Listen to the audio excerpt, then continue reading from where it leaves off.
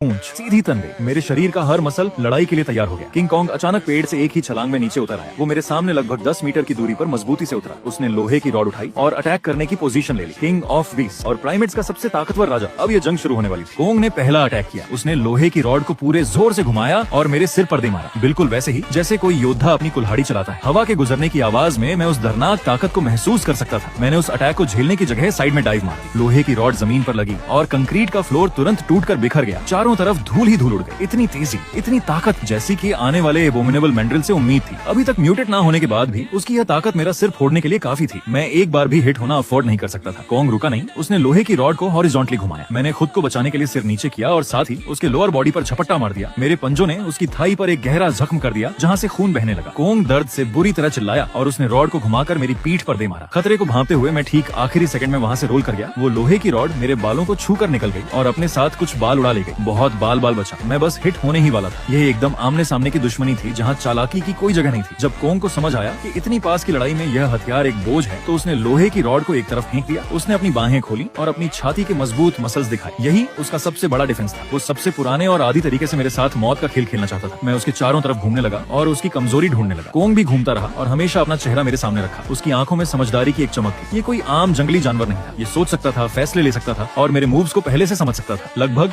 10-12 second के तनाव के